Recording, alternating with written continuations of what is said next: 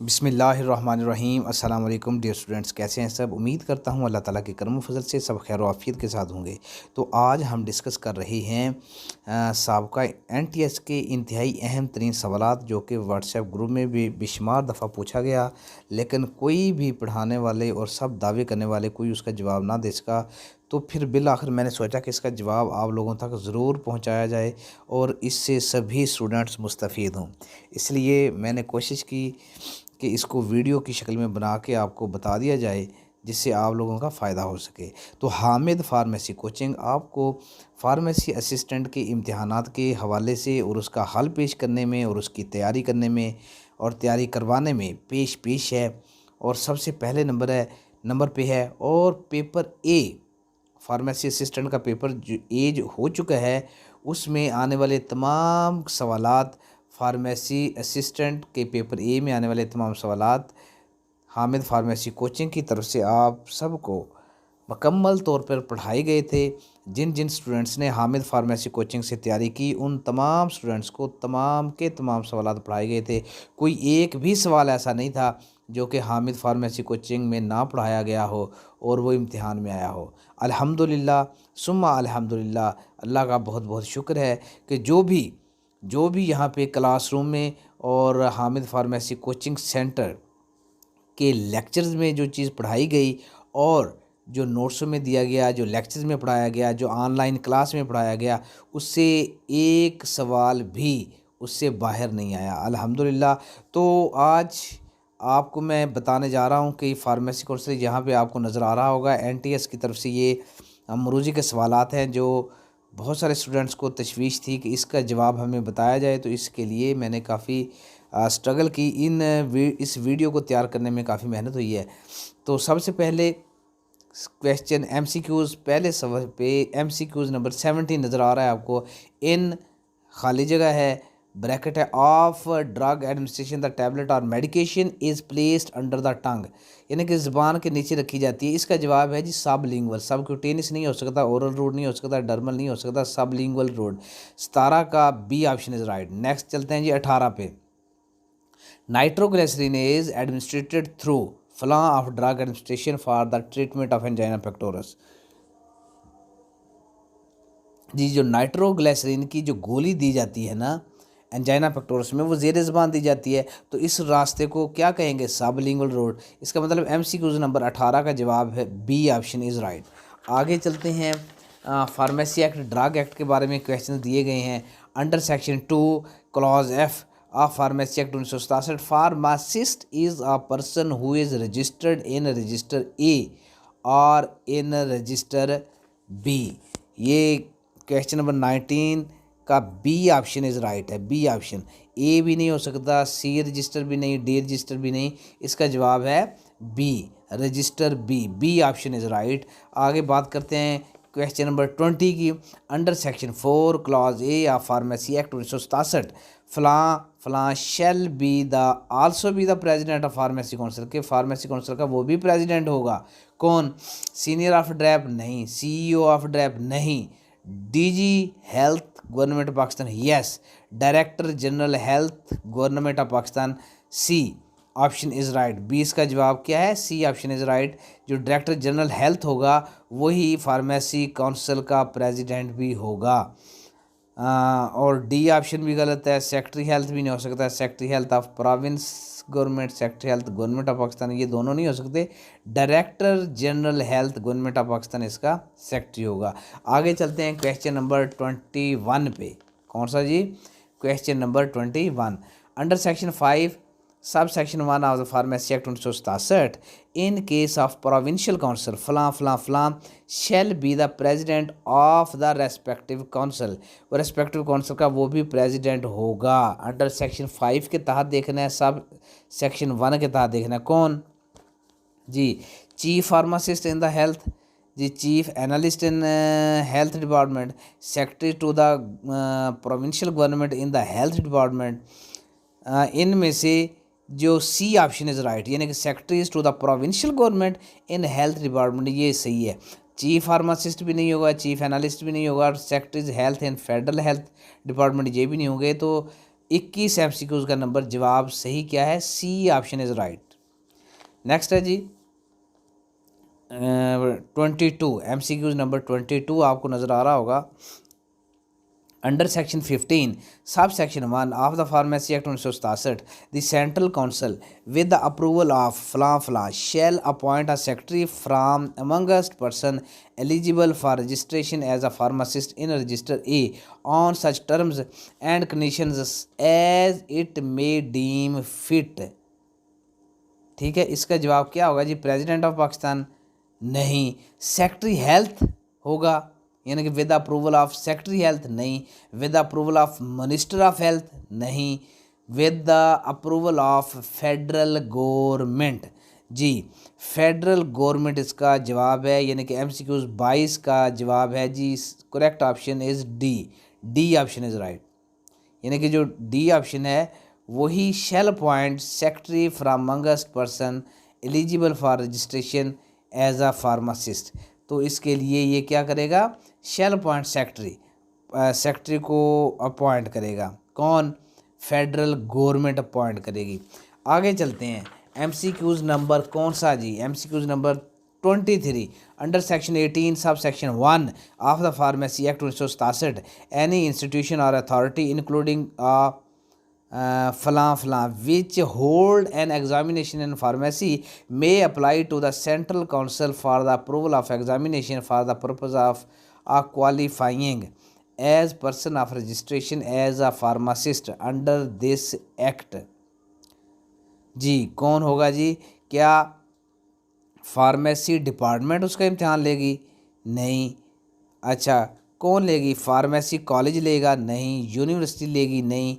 D option is right, provincial council hold an examination in pharmacy may apply to the central council, यानी कि provincial council होगी जो इम्तिहान को hold करेगी, इम्तिहान लेगी, इसका मतलब है D option is right.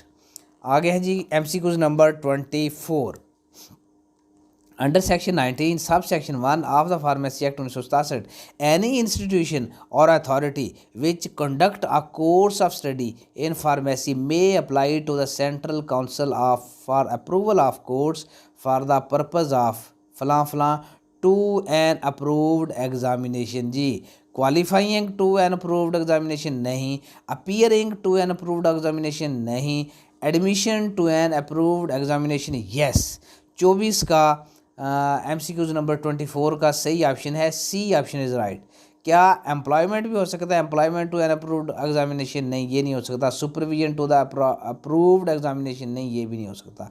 It's mean correct option is C, admission to the approved examination. Next है जी MCQs number 25 under section 21 sub section 1 of the pharmacy act 1967 the central council may appoint फलां for the inspection of institution as it may consider necessary, कि उसकी inspection के लिए किसको तैनात किया जाएगा, किसको अपॉइंट किया जाएगा।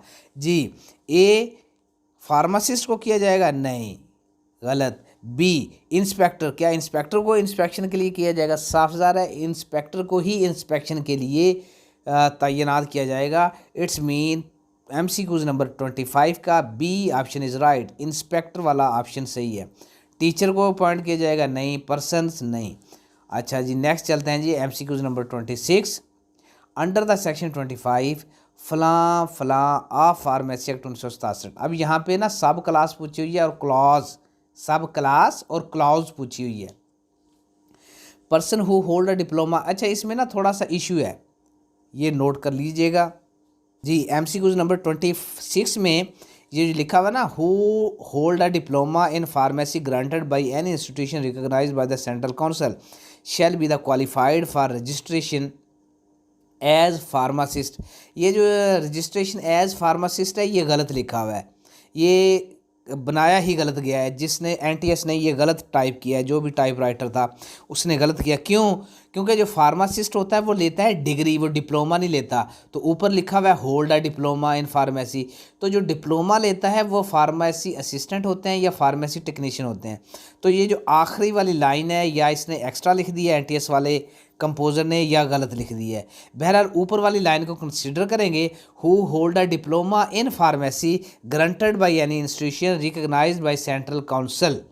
यहाँ तक ये क्वेश्चन कंप्लीट हो गया और इसका जवाब क्या है? सब क्लास 3 में क्या ये दिया हुआ है और क्लास बी में नहीं, सब क्लास 2 क्लास बी नहीं, सी ऑप्शन में है sub class 1 class B. C option is right. MCQ number 26 का C option is right. Next चलते हैं जी, नेक्स्ट चलते हैं MCQ नंबर 27 पे। Under section 25 sub class 1 class C of the pharmacy act 1967, person who pass the examination in pharmacy held by या फलां shall be qualified for registration as pharmacist under this act. जी, क्या इसका जवाब होगा? School of pharmacy shall be qualified, नहीं। University shall be qualified for registration, नहीं। Provincial council shall be qualified for registration as pharmacist under this act. जी, provincial council वाला option C है, C option is right. MCQ number 27 का C option is right. Next चलते हैं जी, pharmacy act 1967 की दफ़ा 1 shake number C के तहत हर वो शख्स जिसने फ़लाँ फ़लाँ का, अच्छा चलें ये तो हमने पढ़ दिया 27, 28 पढ़ते हैं। Under section 26 sub class 1 of the pharmacy act 1967 the फलां shall be notification in the official gazette invite applications from person desirous of being registered as pharmacist or as apprentices in pharmacy.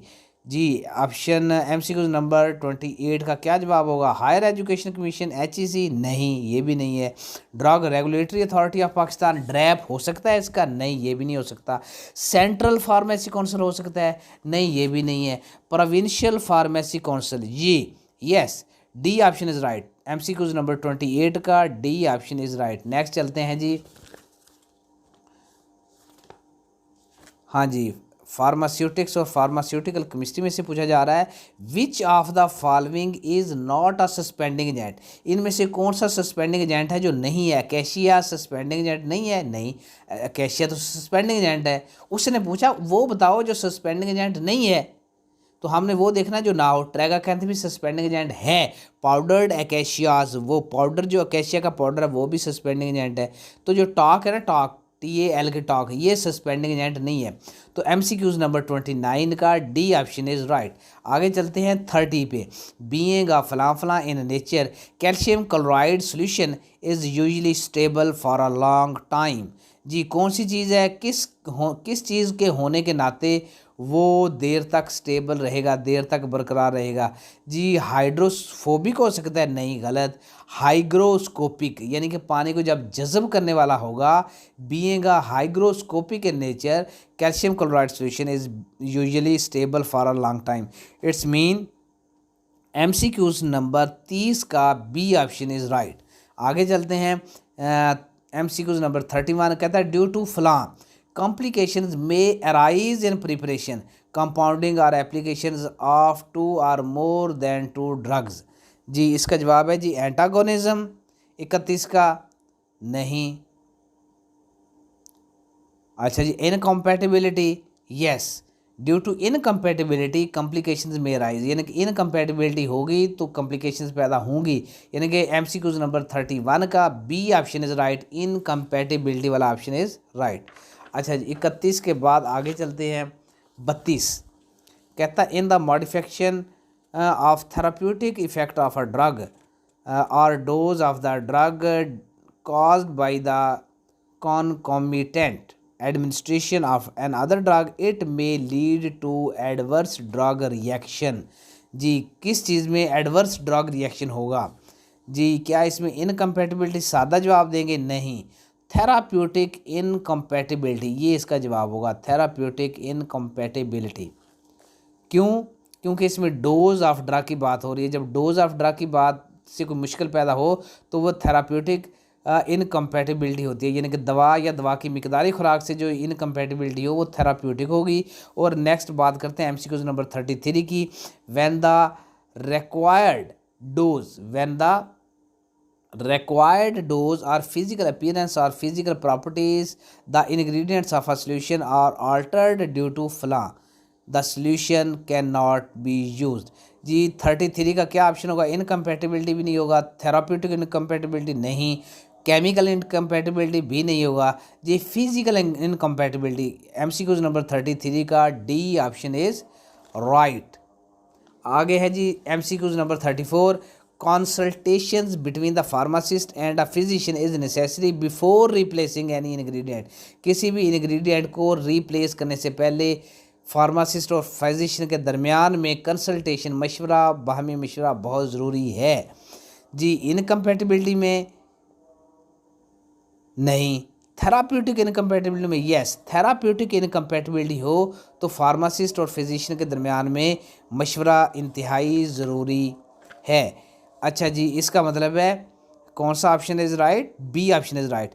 Next है जी MCQ number 35, flaw can be removed on the basis of pharmaceutical expertise to render the prescription usable. जी 35 का जवाब क्या होगा? Incompatibility नहीं, ये भी नहीं होगा, थेराप्यूटिक इनकम्पेटिबिलिटी नहीं, ये भी होगा, केमिकल इनकम्पेटिबिलिटी ये भी नहीं होगा। तो 35 का जवाब है फिज़िकल इनकम्पेटिबिलिटी। 35 का D option is right, physical incompatibility. Next देखते हैं जी। नेक्स्ट है जी MCQ number 36, oxidation and reduction reactions are included in, यानी ऑक्सीडेशन रिडक्शन रिएक्शन किस में इंक्लूड होंगे? क्या इनकम्पेटिबिलिटी में? नहीं। थेराप्यूटिक में इंक्लूड होंगे? नहीं। केमिकल में इंक्लूड होंगे? यस। यानी कि ऑक्सीडेशन रिडक्शन रिएक्शन किस में इंक्लूड होंगे? केमिकल इनकम्पेटिबिलिटी में। इसका मतलब है 36 MCQ का नंबर जवाब है C option is right, chemical incompatibility. आगे चलते हैं 37 ऑफ फ्ला इज़ वेरी, कहता है correction of flaw is very easy process, rather it requires removal of any reactive ingredient or reconstitutions of the prescription or making the reactive ingredient as non-reactive। जी 37 का जवाब है क्या? Incompatibility होगा? नहीं। Therapeutic होगा? नहीं। केमिकल होगा? नहीं। Physical incompatibility yes. 37 का जवाब है डी ऑप्शन इज़ राइट, यानी कि ऐसी इनकम्पेटिबिलिटी जिसमें किसी एक जज़ब को यकसर तौर पे खारिज करना पड़ता हो या अलग तरतीब दें और इसको गैर आमल बना दें, ये फ़िज़िकल इनकम्पेटिबिलिटी कहलाता है। नेक्स्ट है जी 38, if an insoluble ingredient of the formulation is not essentially useful it can be separated from it through. क्या इवेपोरेशन से अलहदा की जा सकती है? नहीं। डिस्टिलेशन से सेपरेट किए जा सकेंगे? इनसॉल्युबल इंग्रेडिएंट्स हैं, गैर हलशुदा अशिया हैं, तो उसको कैसे करेंगे? ऑक्सीडेशन से भी नहीं होगा, फ़िल्टर कर लेंगे, फ़िल्टर लगाएंगे, जो इनसॉल्युबल चीज़ें ऊपर रह जाएंगी और जो माया होगा फिल्ट्रेट नीचे गुजर जाएगा। तो इनसॉल्युबल इंग्रेडिएंट को अलहदा करने के लिए, सेपरेट करने के लिए क्या करेंगे? फिल्ट्रेशन। सो 38 का D option is right. MCQ number 38 का डी ऑप्शन इज़ राइट, यानी कि फिल्ट्रेशन वाला जवाब होगा।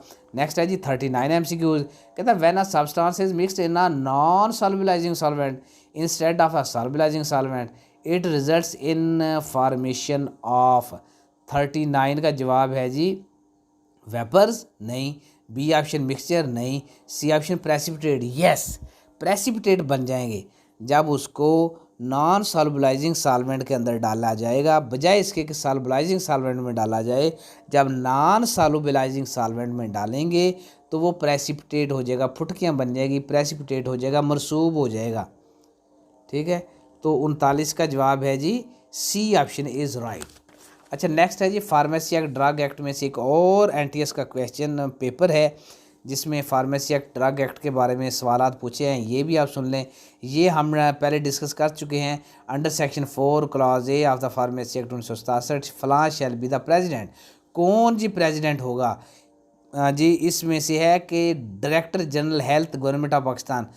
MCQ नंबर 37 का सी ऑप्शन इज़ राइट। जो डायरेक्टर जनरल होगा वही उसका प्रेसिडेंट भी होगा जी। MCQ नंबर 38, अंडर सेक्शन 5 सब section 1 of the pharmacy act 1967 In case of provincial council, फलां shall also be the president of the respective council, कि उसका ये भी respective council का president होगा। कौन?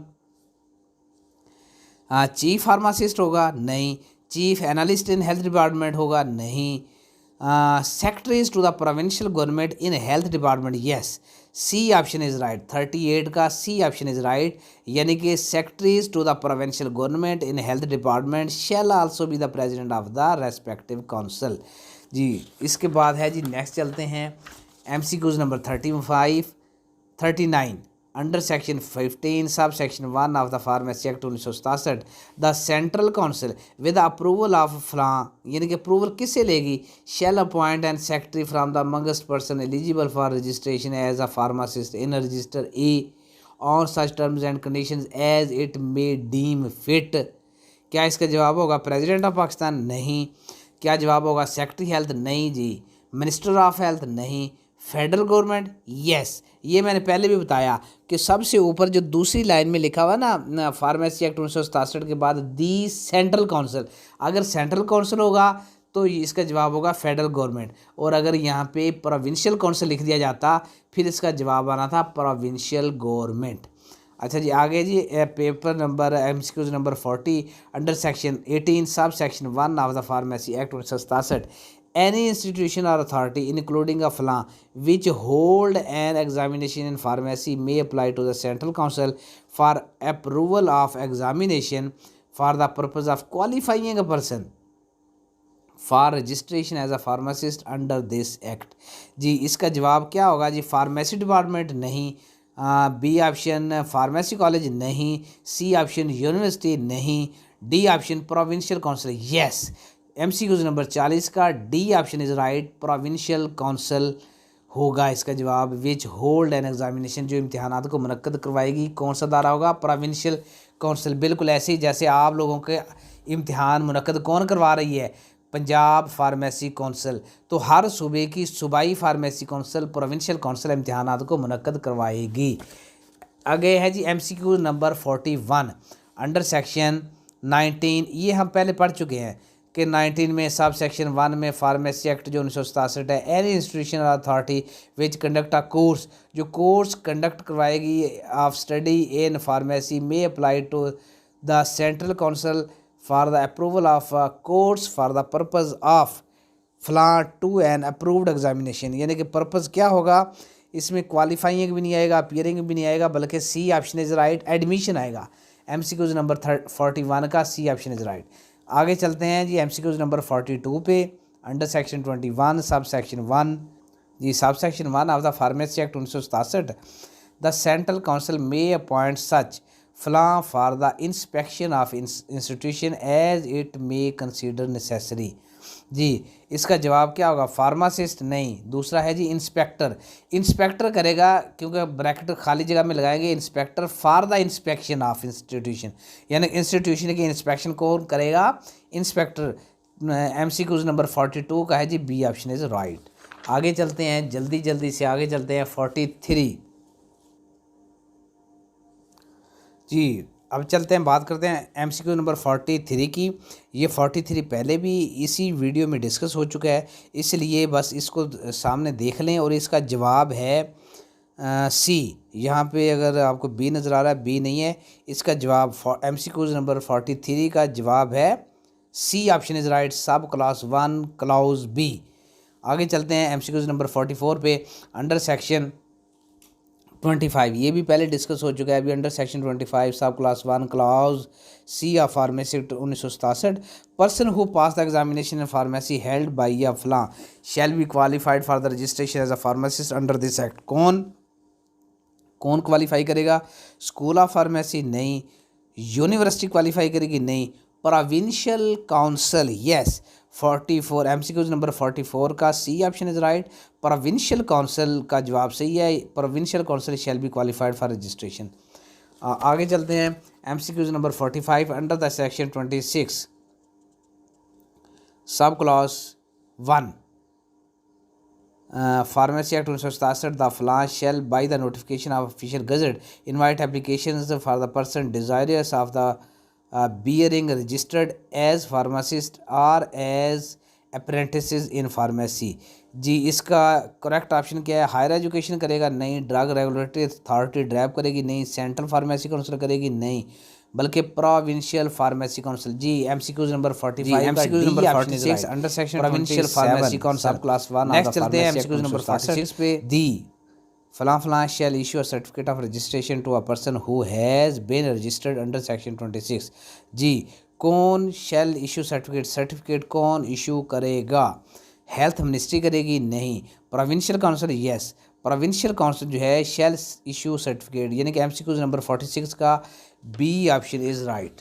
آگے چلتے ہیں 47 under section 31 sub section 3 of the pharmacy act 1967 who ever کنٹراوینز the provision of sub section 1 اور sub section 2 shall be punishable with imprisonment of either description to a term which may extend to فلاں or with fine which may extend to 1000 rupees or with both. یا دونوں بھی سزا بھی ہو سکتی ہے، جرمانہ بھی ہو سکتا ہے، یا دونوں ہو سکتے ہیں. تو اس میں کیا جواب آئے گا 47 میں؟ کیا 2 ایئرز آئے گا؟ نہیں. 3 ایئرز آئے گا؟ نہیں. 6 month یس. ایم سی کیوز نمبر 47 کا سی آپشن از رائٹ. 3 month بھی نہیں ہو سکتا، 6 مہینے اس کو کیا کرے گا؟ ایکسٹینڈ ٹو 6 month، 6 ماہ کی اسے قید دی جائے گی.